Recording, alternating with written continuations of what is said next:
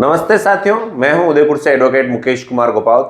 आज हम बात करेंगे खाते की नकल को कैसे देखते हैं। यानी कि ये जो खाते की नकल है ये आपको दिख रही है, या आपकी खतौनी की नकल या खेवट की नकल भी कहते हैं।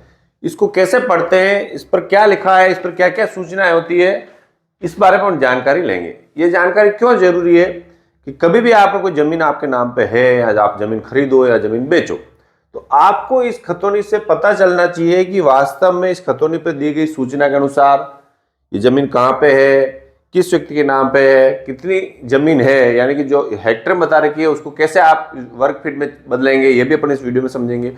साथ में अपन ये भी समझेंगे कि ये नकल कितनी पुरानी है, और साथ में ये भी समझेंगे कि जो जिस व्यक्ति के नाम पे जमीन चल रही है उसका हिस्सा कितना है, कैसे देखेंगे, उसका हिस्सा कैसे निकालेंगे, उस व्यक्ति जिसका नाम इस नकल में चल रहा है उसके नाम पे जमीन कहाँ से, यानी उससे नहीं है, विरासत से है या कैसे है, उसने भी खरीदी, ये भी अपन समझेंगे। साथ में अपन ये भी समझेंगे क्या इस जमीन आवासीय है या कन्वर्ट है या खेती की है, ये भी इसमें लिखा हुआ होता है। ये जमीन पर कोई स्टे है या नहीं, ये भी इसमें लिखा हुआ होता है। तो आपको खाते की नकल देखना बहुत ही जरूरी है, और खाते की नकल से आप पुराना रिकॉर्ड भी चेक कर सकते हो। तो वो भी कैसे चेक करोगे ये देखना, आपको इस वीडियो को देखने के बाद आपको सारा पता चल जाएगा। यानी कि ये वीडियो आपके लिए बहुत ही उपयोगी है। जीवन में कभी भी आपको खाते की नकल देखने पड़े तो आप देखकर इस प्रकार से बात करें कि सामने वाले को लगे कि आपको कुछ आता है या आप कुछ देख सकते हो। सीधी जमीन देखकर आप बता दो कि भैया तेरे नाम पे इतनी स्क्वायर फीट जमीन है। तो वीडियो को शुरू करते हैं, ठीक है। तो सबसे पहले जो जमाबंदी होती है उसके ऊपर लिखा होता है जमाबंदी, खेवट, खतौनी या प्रतिलिपि, ठीक है ना। ये देखो, यहां से देख लीजिए, जमाबंदी, खेवट, खतौनी या प्रतिलिपि, ये लिखा होता है। तो ये तो हो गया, इसका मतलब ये हो गया कि जमाबंदी खाते की नकल है, ठीक है। अगर यह जमाबंदी लिखा हुआ नहीं है, अन्य कोई बातें लिखी हुई है, तो समझ लेना है जमाबंदी नहीं है, क्योंकि अन्य नकलें भी कई प्रकार की होती है, उसके बारे में भी अपन बात करेंगे बाद में। फिर देखो यह कोने में लिखा हुआ है पृष्ठ संख्या, यानी कि ये जो नकल है ये कितने पृष्ठ की है, इस पे लिखा है पृष्ठ संख्या 1 ऑफ 1, यानी कि टोटल पृष्ठ 1 ही है। अगर यहां लिखा होता है कि पृष्ठ संख्या 1 ऑफ 5, तो इसका मतलब होगा पूरी नकल के 5 पेज है। तो आपको उस नकल को देखते ही बोल देना चाहिए भैया इसके 5 पेज है, बाकी के 4 पेज कहाँ है मुझे बताओ। ऐसा नहीं हो कि आपको आधी नकल बता देवे और बाकी खातेदार के नाम आपको पता ही नहीं हो। तो पूरे जो पेज नंबर लिखा होता है उससे आपको पता चलना चाहिए कि भैया ये कितनी पेज की नकल है। ये देखिए ना, ये लिखा हुआ पृष्ठ संख्या, ये तो हो गया। फिर देखो इसको ही मैंने इस पे उतार रखा है, तो मैं बता देता हूं। फिर लिखा होता है गांव का नाम, यानी कि वो जमीन किस गांव में है, यानी कि जो व्यक्ति बेचने वाला है वो किस गांव में रहता है, इससे कोई लेना देना नहीं। जो जमीन किस गांव में है उसका नाम लिखा हुआ होगा, यानी जमीन किस गांव में, जैसे ये जमीन मान लो, जमीन का ये जो चीजें है ना, गांव का नाम, पटवार का नाम, भू अभिलेख निरीक्षक, तहसील और जिला, ये जमीन की आइडेंटिफाई करती है कि भाई जमीन ये कहां पे है, मौके पर कहां पर है। तो ये कहां पे है, गांव का नाम कौन सा, जैसे खरसान। पटवार का मतलब उस जमीन के पटवारी साहब कहां बैठते हैं, ये होगा। फिर भू अभिलेख निरीक्षक मतलब जो RI होता है, रेवेन्यू इंस्पेक्टर उसको बोलते हैं, वो कहां बैठता है, ये लिखा होता है। मान लो उस जमीन के संबंध में आपको रेवेन्यू इंस्पेक्टर से मिलना है, तो नकल देख के आप पता लगा लोगे यहाँ जाना है मुझे, या पटवारी साहब से मिलना है तो आपको नकल देख पता लगोगे मुझे यहाँ जाना है। फिर तहसील कौन सी लगती है उस जमीन की, ये तहसील लिखी होती है। कई लोगों क्या जमीन कहाँ होती है और जाते किसी दूसरी तहसील में रिकॉर्ड, पुराना रिकॉर्ड चेक करवाने देखने के लिए, तो आपको तहसील भी इसमें लिखी होती है और जिला भी लिखा हुआ होता है। तो ये जो चीजें हैं ये बताती है जमीन मौके पर कहाँ है, यानी कि जमीन जब भी आप देखो तब आप पता लगा लो कि मौके पे आपकी जमीन कहां पे है। इधर वाली ये जो चीजें हैं, देखो ये इस साइड वाली चीजें, ये बताती है जमीन के बारे में, आपको कुछ सूचनाएं देती है। यानी कि ये जो नकल है कितने वर्ष पुरानी है। फिर ये बताती है कि जमीन जो रिकॉर्ड में लिखा हुआ है हेक्टर में है कि बीघा में है कि बिस्वा में है, ये बताती है। फिर इसका जो पुराना खाता नंबर क्या है, नया खाता नंबर क्या है, ये बताती है। तो सबसे पहले देखो अंतिम चोखला आधार वर्ष, ये लिखा हुआ है 78 से 2078 2081, ये संवत। अब इसका मतलब क्या हुआ, अंतिम चोखला आधार वर्ष, है ना। तो इसको शॉर्ट में समझते हैं। हर लगभग 4 या 5 साल बाद, या कई कई बार 10 साल बाद भी जमीन की सरकार द्वारा पूर्ण रूप से मुक्ति की जाती है, नए नक्शे बनाए जाते हैं, यानी नया सेटलमेंट होता है। लगभग ये 4 साल में होता है, मगर कई बार लापरवाही कारण लंबा समय भी निकल जाता है। तो इसका मतलब हुआ कि जो ये नकल है उसका सेटलमेंट कब हुआ, यानी कि लास्ट जो सेटलमेंट है उसको बताते हैं। जैसे कि ये सेटलमेंट कब हुआ, ये अभी हुआ 78 2081 चल रहा है ना अभी, तो ये 80 वाला, इसका मतलब ये सेटलमेंट अभी हुआ है। अगर इसमें पुराना लिखा हुआ है, समझ लो कि 1957 लिखा हुआ है, ठीक है, तो इसका मतलब कब हुआ कि 1957 संवत में हुआ। अब संवत को उसमें बदलने के लिए क्या करना है, संवत है जैसे 2057, इसमें आपको ये बदलना है कि भाई ये कौन से सन में है, तो इसको क्या करते हैं -57 कर दो, ठीक है, इसको 2000 हो गए, सन 2000 में, ठीक है, क्योंकि संवत सन से 57 साल आगे चलते हैं, तो आपको संवत देख के फिर और मान लो आपको ईयर है, जैसे ईयर देखना है 2081 है, अब इसको संवत में चेंज करना है तो इसमें 57 जोड़ दो, ठीक है ना, 7 और 8 हो गया, और 23 ही कर देते हैं या 24 कर देते हैं, तो 8 9 10 11 गया 1 5 2 7 8 हो गया, और ये 2081 चल रहा अभी।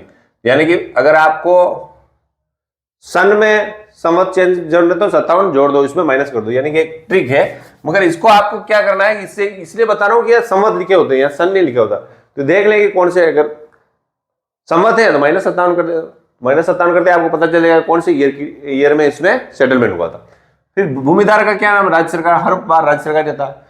क्षेत्रफल की इकाई हेक्टेयर, यानी कि अब सारे पूरे भारत में लगभग हेक्टेयर में ही है, अगर हेक्टेयर नहीं है बीघा है तो यहाँ देखना है बीघा लिखा हुआ है, बिस्वा लिखा हुआ है, और क्या जो भी कहे, पर जनरली आजकल आपको हेक्टेयर ही मिलेगा।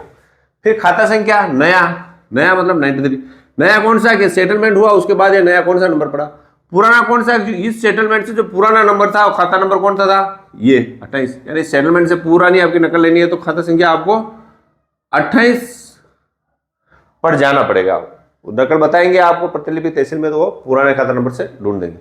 फिर ये जमाबंदी का वर्ष, यानी ये जमाबंदी कौन से वर्ष की है, तो ये जमाबंदी है 2078, यानी कि 2021 की, संवत लिखा हुआ है, आजकल कोष्टक में वर्ष भी आता है, तो जमाबंदी इस साल की आपको पता चल जाएगा, लेटेस्ट है कौन सी है तो उसमें देख के आपको पता चल जाएगा, यानी जमाबंदी कब बनी, 2021 में बनी।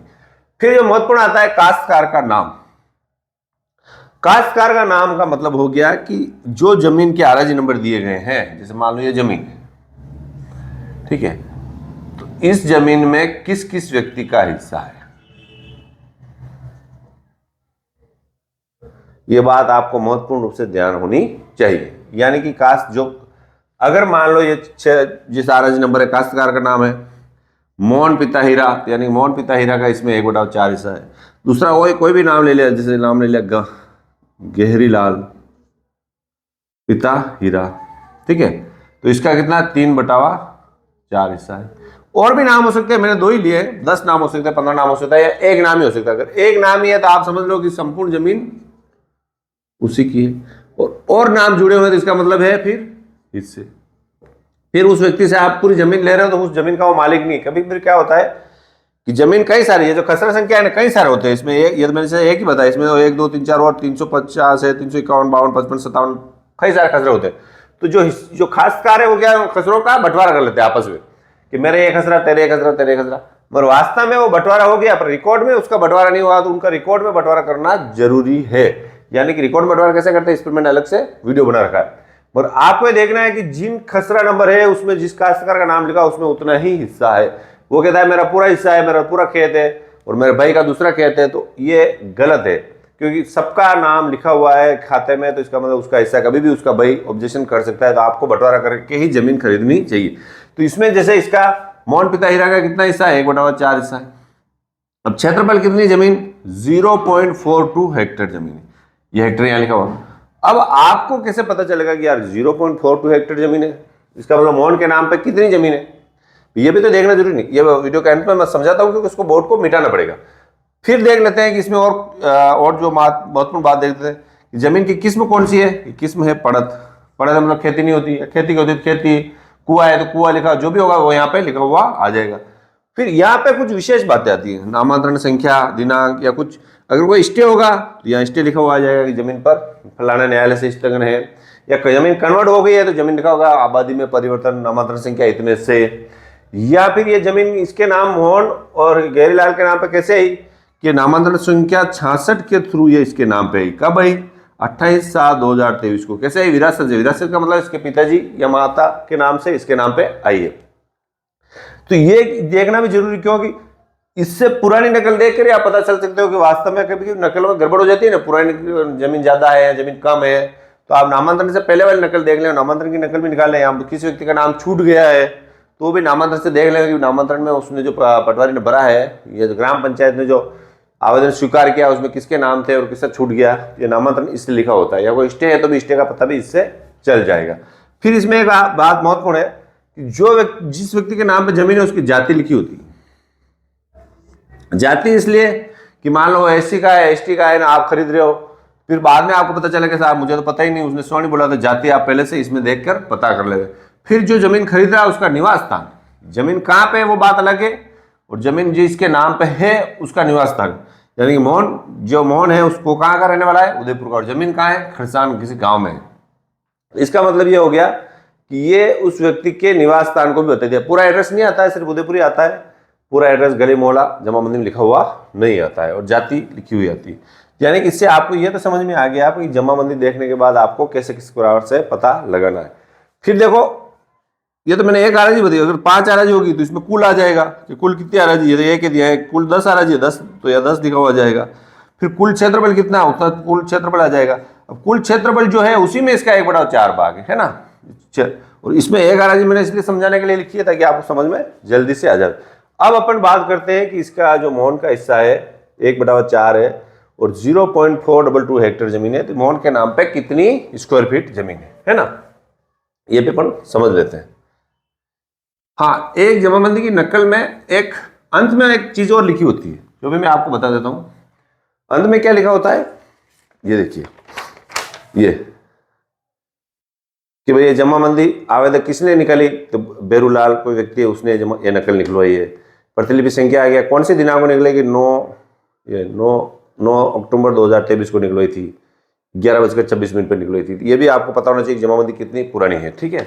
और ये हस्ताक्षर वाली जाएगी, यानी कि जिस जमाबंदी की मान्यता है ऐसा एक लोगो आएगा और ये हस्ताक्षर लिखा हुआ आएगा। इसका मतलब ये हो गया कि इस नकल का आप कहीं कोर्ट में भी उपयोग ले सकते हो। अब अपन बात करते हैं कि जो मोहन के नाम पे जो जमीन थी 1/4 हिस्सा, वो टोटल जमीन कितनी थी? 0.4200 ये हेक्टेयर होगी। अब अपन चाहते हैं कि मोहन के नाम पे कितना है वर्ग फीट, क्योंकि जनरली आम पब्लिक वर्ग फीट में ज्यादा समझती है, यानी स्क्वायर फीट में ज्यादा समझती है कि कितने स्क्वायर फीट जमीन बताओ। हेक्टेयर में उनको अभी पता चलता नहीं है। मुझे तो पता चल जाता है कि भाई हेक्टेयर कितनी में अंदाजा लगा तो इतनी जमीन, आपको कैसे पता चलेगा? आपको पता चलेगा आपको हेक्टेयर में बदलना ही पड़ेगा। तो इसके लिए मैं देखो निकाल के लाया हूं। तो सबसे पहले बात करते हैं, देखो 1 हेक्टेयर जो जमीन है उसको आप जान लो फिर आप निकालोगे। 1 हेक्टेयर जमीन में होती है 107,639.15 वर्ग फीट, ठीक है ना। 107,639.15 वर्ग फीट होती है, 1 हेक्टेयर में इतनी जमीन होती है। अब इसके नाम पे कितनी जमीन है? 0.4200। फिर मोबाइल आपके हाथ में है, दिमाग लगाने की ज्यादा जरूरत नहीं है। 609.15 जैसे ये किया आपने, इसके नाम पे टोटल जमीन आ गई, कितनी आ गई? 45,208.44, यानी कि ये कुल जमीन इतने वर्ग फीट है। ये जो जमीन है ना, ये जमीन कितने वर्ग फीट है? और 21 सैकड़ा 1000 45,208.44 वर्ग फीट जमीन है ना। 45,208 वर्ग फीट जमीन है। अब इसमें से कितना हिस्सा है इसका? 1/4। तो इसमें किसका भाग दे दिया? 4 का भाग दे दिया। तो कितनी जमीन आ गई? 11,302.11 वर्ग फीट अमाउंट क्या आ गई? जैसे 4 का भाग दिया, ये आ गई 11,302.11 वर्ग फीट जमीन मोहन के नाम पे। यानी कि जो मोहन के नाम पे जमीन लिखी थी 4.00 हेक्टेयर, इसका मतलब क्या हुआ? इसके नाम पे कितनी जमीन है? 11,302। अब मान लो उसका ये एक ही व्यक्ति के नाम पे यहाँ इतनी जमीन है, तो उसका जमीन की नफ्ती कर लो आप, लंबाई चौड़ाई कितनी है, लंबाई इतनी है, चौड़ाई इतनी है। उस हिसाब से आपको पता चल जाएगा कि मौके पे जमीन कम है या ज्यादा है, यानी कि लंबाई है जिससे, अगर आयत में तो लंबाई इंटू चौड़ाई, वर्ग में तो भुजा इंटू भुजा, उस प्रकार से आप निकाल लोगे तो आपको खुद ही पता चलेगा कि वास्तव में कम है या ज्यादा जमीन। यानी कि टोटल जमीन आपको देख के बता दिया, आप नकल देख के आपने बता दिया या तेरे नाम पर 11,302 वर्ग फीट जमीन है, सामने वाला जान जाएगा कि इसको कुछ आता है। और ये आपको ध्यान रखना जरूरी है। और ये जो नंबर है 107,639.15, इसको कहीं लिख लीजिए, मोबाइल में सेव कर लीजिए।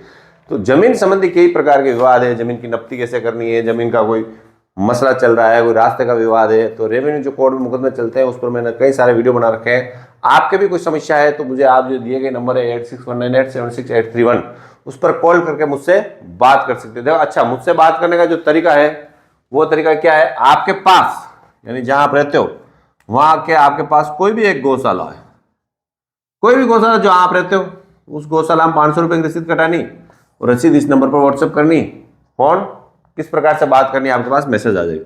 और अगर आपके पास गौशाला नहीं है और आपको बात करना अर्जेंट है तो आप 300 रुपये इस नंबर पर गूगल पे करके स्क्रीनशॉट इस नंबर पर भेजें, तो भी आपको पता चल जाएगा आपको बात किस प्रकार की, यानी आपके मोबाइल पर एक मैसेज आ जाएगा जिसमें पूरा समय सब कुछ बता दिया आपको जाएगा। तो मैं उदयपुर से एडवोकेट मुकेश कुमार को, वीडियो पसंद आए तो लाइक करें। Thank you.